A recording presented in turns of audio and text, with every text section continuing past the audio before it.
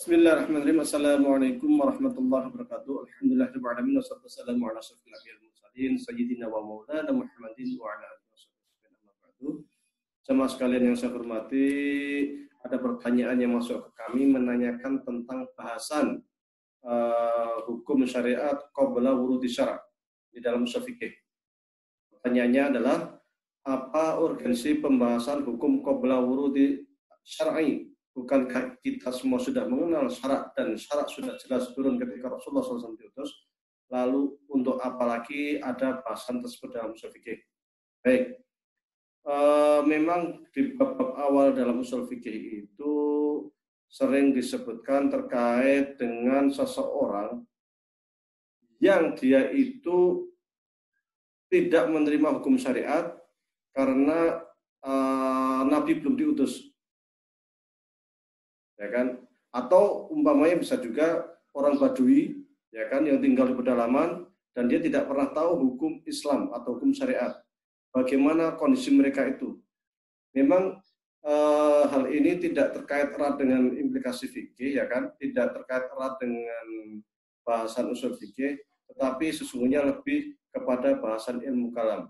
Namun demikian dalam ilmu ushul fikih klasik sering dibahas karena terkait dengan sebuah ayat yang mengatakan wa ma kunna mu'adzibina hatta nab'atsa rasulah, dan kami tidak akan menghukum seseorang sehingga mereka itu diutus para rasul. Ketika mereka belum menerima hukum syariat, maka menurut paham ahli sunnah wal jamaah mereka itu termasuk orang-orang yang suci dan kelak akan masuk surga dan tidak dihisab. Bagaimana jika mereka minum khamr? Bagaimana jika mereka berbuat maksiat? Itu tidak dianggap karena mereka memang belum menemukan atau belum menerima hukum syariat. Hanya saja menurut Mu'tazilah, karena Mu'tazilah itu menggunakan akal sebelum syarak, maka hal-hal yang bertentangan dengan akal mereka tetap akan mendapatkan hukuman kelak di akhirat. Meskipun mereka belum menerima hukum syariat, tetapi secara akal mereka tahu bahwa khamr itu pasti buruk dan hati nurani mereka akan mengatakan khamr itu jelek, sehingga khamr itu harus ditinggalkan. Demikian juga zina itu pasti jelek. Demikian juga pencurian itu pasti jelek.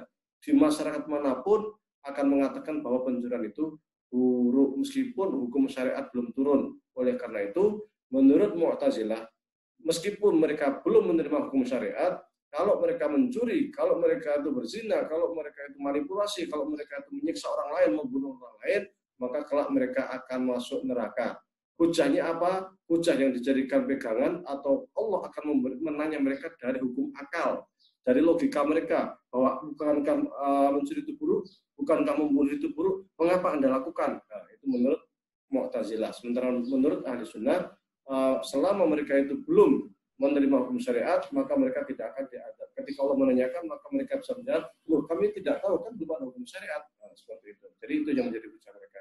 Tapi untuk ushul fikih kontemporer, bahasan seperti ini umumnya sudah tidak dimasukkan lagi dalam ushul fikih, biar ini menjadi bahasan ilmu kalam, bukan menjadi bahasan ushul fikih. Ushul fikih cukup terkait dengan kaidah-kaidah yang ada teori-teori praktis dan berimplikasi kepada fikih praktis saja. Bahasan kalam biarlah dibahas oleh para ulama kalam. Wallahu a'lam, wabillahi taufiq wal hidayah. Wassalamualaikum warahmatullahi wabarakatuh.